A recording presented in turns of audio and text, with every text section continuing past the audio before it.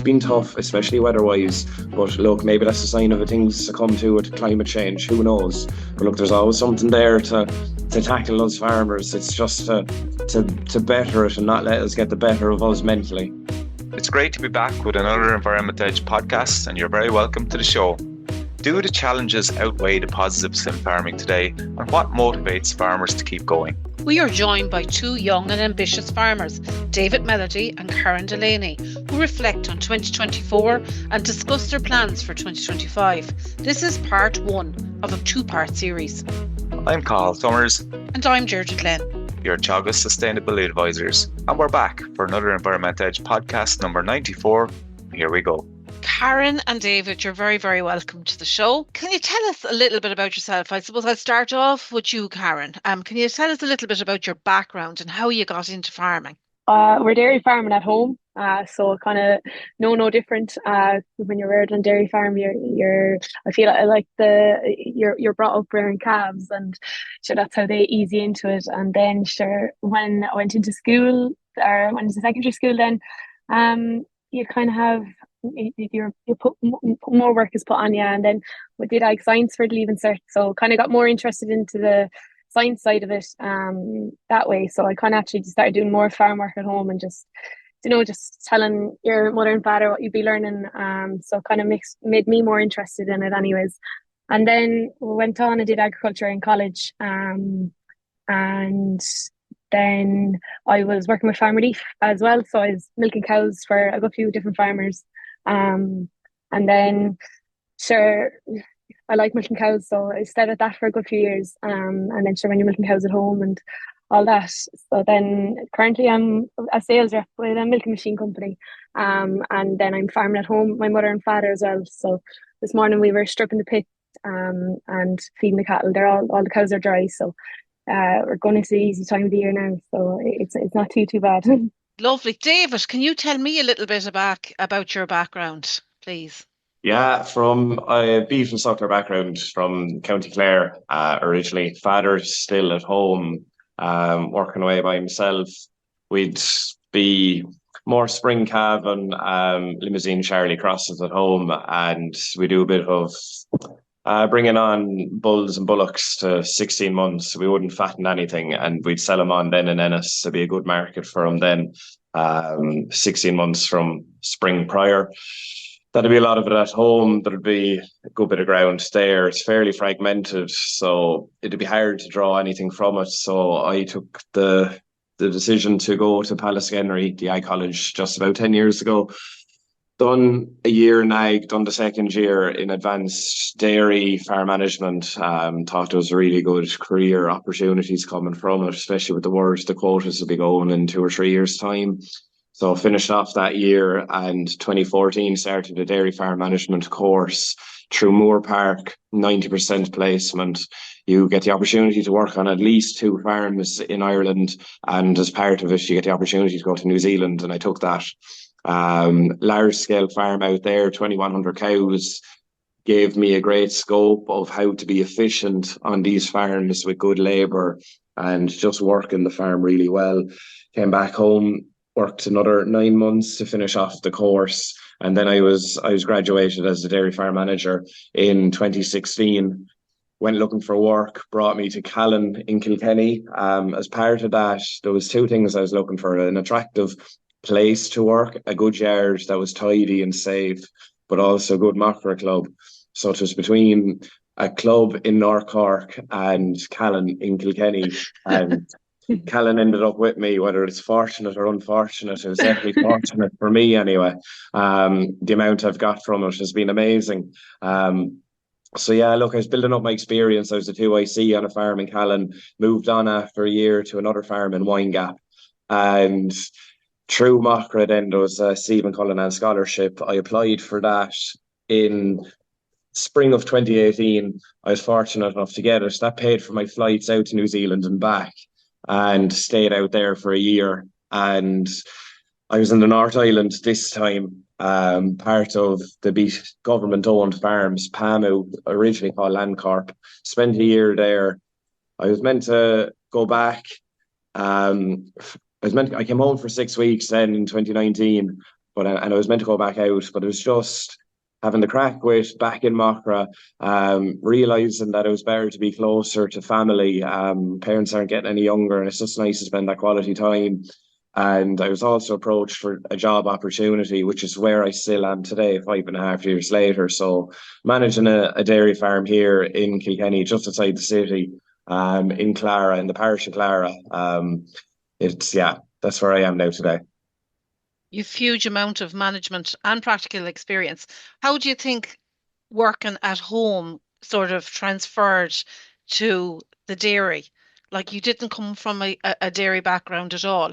Did the interest get sparked from the college or through the course in Moore Park, or how did that come about? A couple of weekends and a couple of days on farm, and I would have never have milked a cow before, and just getting into the parlour and seeing how docile the dairy cow is, and also the structure and the routine of the day. It gives you a real reason, I found, to get up in the mornings, and gave you a good structure to a day.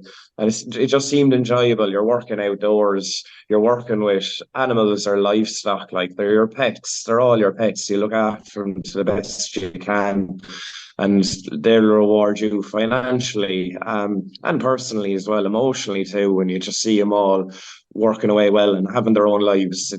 That's what really sparked it for me, that I just knew there was nothing else there for me. I probably should have said I was in Limerick Institute of Technology, it was called at the time. I was doing internet systems development straight after the Leaving Cert. Done it for a year, and I just knew at the time indoors it wasn't for me.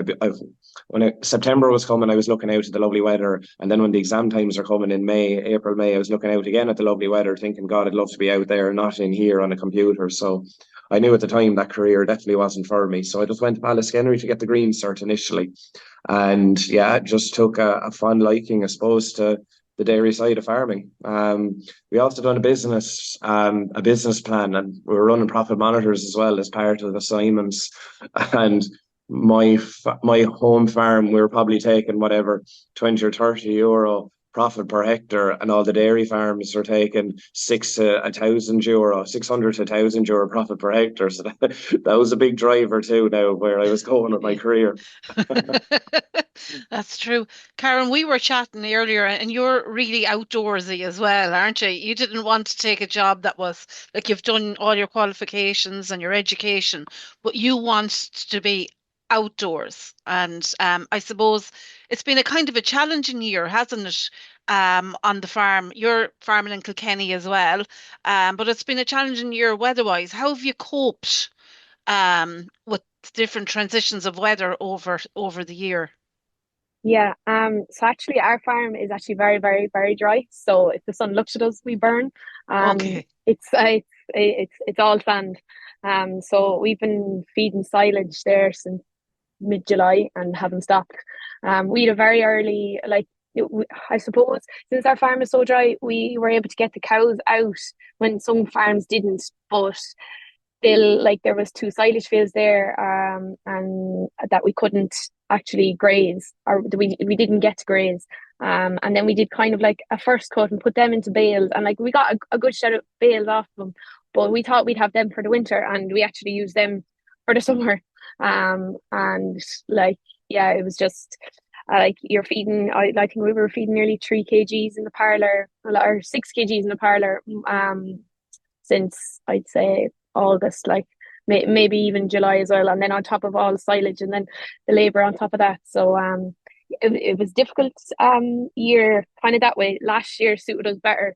When it started raining in July, it was like the first time we actually had grass for the month of July and August, compared to the last couple of years, because even since 2018 now we're suffering from drought a good bit. So it hasn't been very positive, we'll say, but we got through it anyways.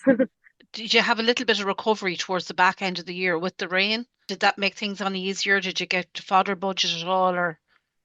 Yeah, like we did, like I suppose we slowed it down, like all right, like there was still like a tiny bit of grass growing, but like even with grass measuring and with irrigation, like you'd be going out to grass measure, but sure, you don't have to go around and walk it to see what's outside, because there wasn't nothing growing, like but there wasn't, like, yeah, just this year it wasn't the best now. Karen has trouble with grass this year with drought and that kind of stuff. What's your farm like as regards? Is it free draining or moderately draining, or how did you get on this year as regards weather? There's definitely a mix. Majority of the ground is dry. The rock would come up, the limestone will come up fairly close to the topsoil there on a lot of it, and that would be similar to Cairns, it'd burn quick. But we're fortunate in a way, 30% of the farm would be a heavier soil, a bit more peatier, I suppose, more so than sandier, but the limestone is still underneath it. It's just whatever topography is there, that's what determines that, which is the best. It's definitely the best way to have a farm set up instead of having it all wet or all dry, because you can work it better in the rotations and the back of the year and the start of it. I thought we had a really difficult year. We had a tough year, but we didn't have it as hard as other people, and that's where I'd implement anyone to be in a discussion group, because Karen is said it there perfectly. Lads in my discussion group, and they're there, what's the point of walking when there's nothing growing? And I'm like, what do you mean it's nothing's growing? It has to be growing, like whether it's doing 20 or 30 a day, but it really wasn't in places. And we're down in Donegal there only a couple of months ago, and they were of similarity. Like they got no rain at all. Like we were really lucky. We had a cold summer, but we had rain. Like we had that couple of mil every few days, or 10 mil to 15 over a week, and that just kept the farm going. Now, part of it was grass measuring as well. We'll probably do over 45 walks for the year. It just helped us that we were stretched on a 30-day round or more over the summer. So we always had we were hovering on covers of 1,000, kind of 1,200 at times if we were lucky. But it kept the cows going. But we never had to bring in silage, because we have the first and second cut is off the milking platform. So we're not really stocked that high if we choose not to be. We'd be stocked at 3.5 there for first cut and maybe a bit lower for second cut. So the demand was never really astronomically high. So we were the same. We were bumping in there 6 or 7 kilos of meal a day with grass, and it kept them going. Spring was tough. Spring was not as tough as last year for here. And the reason why, I found last year we had a phenomenal February. We calve around the 19th of January, and we'd have a lot calved. Like we'd have 60% calved in 3 weeks and over 90% in 6 weeks. So we are dependent on a good March. Last year that was a write-off. This year it didn't come as bad, and with dry ground we were able to stick to rotation fairly good, kept them out, kept grass in the diet, and that just kept them right for breeding. So from that side of things, we were really lucky. Last year they milked off their backs. This year we held them back a bit, so we were back on production at the start of the year. But similar to Karen again, like September, October, November was our summer. Like we were laughing at that stage. We'd silage there for 6 weeks in August, which was unusual. Pulled that, and we were just hovering away there until the back end of the year, and we pulled them from grazing there on the 23rd of November. So we're up on nearly 300 days of grass, it's unheard of even here. But it was, a really good back end, good milk price as well. And we brought back, we're back on production 3% to date on last year with 15 less cows, which would be 5% less cows. So very good year, to be honest. In comparison to last year, it's been a very good year. It's been tough, especially weather-wise, but look, maybe that's a sign of things to come to with climate change. Who knows? But look, there's always something there to tackle us farmers. It's just to better it and not let us get the better of us mentally. It's a different type of challenges. And Karen, just going back to you, David's land type is allowing him a little bit more I suppose flexibility as regards when it gets dry. That heavier land is holding them up a little bit, but you're not in that situation. And you mentioned that you've been kind of feeling that kind of since 2018. Do you have a kind of a plan in place to I suppose work on that drought thing, that to make your lands so that it can work with the change in weather? Or even the way David mentioned there, we're starting to slip into a kind of a thing where we're feeding more concentrates in the parlour. We're bringing an awful lot of concentrate was fed this year in the parlours, and we're feeding bales of silage in the middle of summer. You're cutting them a month later, you're feeding them back in. It's an expensive way to feed cows, but what's your plan, I suppose, to tackle this kind of the weather? I suppose we wouldn't be the best farm for seeding every single year on our home, like on our land block. So I don't know, I was thinking, would we would it be best for us to reseed with like the grass seeds? That'd be obviously better for dry ground compared to like your diploids. So like to be honest, I nearly pray more that we have nicer summers in terms of wet summers than dry summers. But like in terms of like I don't think there's much of of an answer that like that'll give us like the only thing that'll nearly cure the problem is that it'll rain. But I don't know, like apart from reseeding and like being able to feed more meal and just being able to have enough silage cut to get you over the summer months. Like we started growing maize there last year, and we've had a bit of the maize, like a good bit of the maize in during winter and like a bit of springtime as well, but we sowed a bit more there this year to and hopefully like we'd be able to keep it more so far summer next year, just to keep the solids up in the milk. So like other than that, we don't really have a plan of action just yet. It's a difficult one, isn't it? Yeah. It's a real change of mindset where we had the cows out grazing all year. Now maybe we take the grass when it's required and pull it back in when it's needed.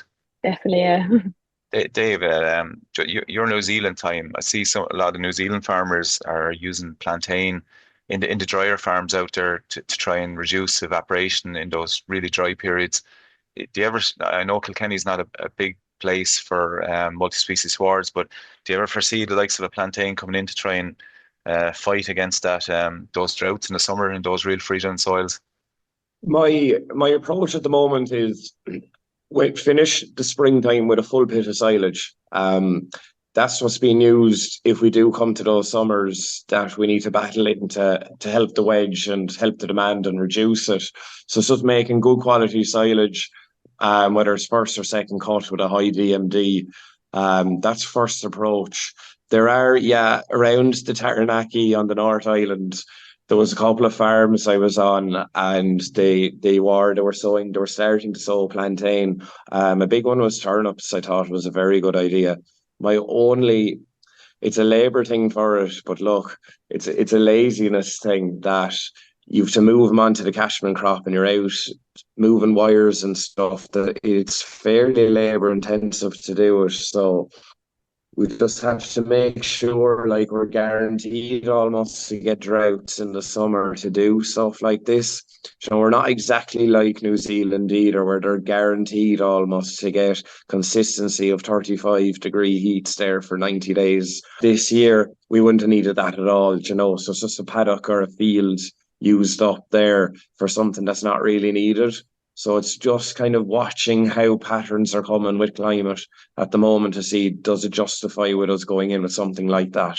Do you worry about the derogation going forward? Yes. Yeah. Okay. One word answers. Yeah. It's it's you're a pain. You're both in derogation, aren't you? Yeah, Yes. like we'd have a fairly small farm, like not a small farm, like it's still 80 cows, like you'd still have like nearly like 90, 100 cows calving down every springtime, and like still just even if we have to lower the amount of cows, and then like maybe if we have to get our heifers reared instead of like rearing them ourselves, like I don't know, I think it'd nearly take the graw out of farming, like even just there the heifers at the moment, like they're in the cubicle shed, and like you're getting to know your heifers, and even when you're during the year when you put the bull with them, you're constantly watching them and you're getting to know them, and like even know the friendlier ones, like Dave was saying earlier, like you create a relationship with your animals, like. And like I love that about farming, because like sure we all have our pets, and I like it'd actually break my heart if we had to get rid of cows, because like you're getting rid of generations, you're getting rid of like, it's not just a four-legged animal that's producing milk, like it's like a bit of history as well with it. If we do all have to go down to 170, like, and I don't know, it's like obviously there's the money side of it, and there's obviously the attachment side to farming as well, but like it'll be a massive problem if derogation does go. The banding and the 220 impacted Kilkenny in terms of cows, or how many cows would you have had to reduce by roughly? So we didn't have to reduce by any cows just yet. Okay, Yeah, so brilliant. like I think we were what were we last year? I think we were only around 200 last year, and I think we're a bit less this year. So we weren't too bad, but if we go down to 170, we'll have to get rid of cows. And I know, like, you'll say, like, oh sure, you'd only have to go down like 5 or 10 cows, but like we have an exact amount of 5 rows in the parlour, and I just think it's lovely, and you know, it's just nice the way it is at the moment. Like, but Dave the same. Like, I don't know how many numbers he'd have to go down. He'd be massively affected with his farm. Were you affected with the 220 and the banding at all, David? Not really, no. Okay. We were overstocked, if anything, anyway, because we weren't growing the grass. We were at 3, 4, 5 cows, and we bought 60 acres of first cut last year to fill the pits to get that reserve. So that's said enough. If you're doing that, you're overstocked. It's quite that simple. We were maximising the inorganic nitrogen. We were doing everything to grow as much grass as we can, and we're also doing as much as we can to utilise that then. And that's with a ton of meal. So if we're buying in silage, we're overstocked. It's quite that simple. So we reduced that to 330 regardless. And it's taken the pressure off. It's brought us back to 11 rows in the parlour as well. And it's made a huge difference. And as I said prior, like, we're only 3% behind back in production. So like, it's not all about numbers at the end of the day. It's about just having the best cows on the farm and getting the most out of them. And in terms of it, you can actually make more profit because you're putting less cost in. So we've worked out better this year anyway. Like, I think the 220, to be honest, we're better off in it, but we can't go below that. If we go back to 170, I'm out of a job, as I've said before, and a lot of people will be out of jobs. Co-ops will start to suffer, and this will reflect back on other industries and agriculture as well. This won't just hit dairy. We can lose derogation. We're completely different to any other country in Europe, and our water quality, it's not exceptional, but it's not bad. Like, it's not like what people are saying it is. It's actually quite good, but it can be better. It's a small minority of farmers and farmyards out there that are letting us down. And I think someone said it there in a talk not too long ago. I think it was at one of the dairy days. If you're spreading on the last day of opening, and if you're spreading on the first day of opening again, you don't have enough slurry storage. Slurry is managing you. You're not managing slurry. I thought that was a fantastic quote. And 100% it is, because you're not going to get the 2 of them days good weather-wise. You're not. So you should be able to have scope of a month either side so you can manage it. So you're putting slurry out when you want it to go out. So for our listeners, some of our listeners mightn't be aware of derogation, but there's a huge amount of good environmental measures that are involved in the whole derogation process. You have a lot of environmental good measures and actions that you have to undertake, like you have to have a nutrient management plan, you have to lime the ground, you have to have clover, you have to have sufficient storage. How has that impacted you, and how do you feel about that? How do you feel about all these environmental measures? I'm for them if they're done right. Like, we have to sell a product to the public, but we also have to treat the land we farm with respect and the environment, and look after the habitats as well. I just feel we're getting, Jesus, like they're just coming so fast at us now, and there's just so many like different areas to be involved in. It's not just you get your BPS payment anymore, or your single farm payment. You're in this scheme, that scheme, and every scheme, and they're trying to make schemes out of anything that they feel like they're a complete farce. Do you know, like, I think it'd be better if we're just educated as to why we should be doing things. And then for the farms that are actually doing it correct, there should be something there for them to give them a bonus instead of other farms getting a penalty, because the penalty isn't working, because the same farms are doing the same thing every year and they're not being corrected.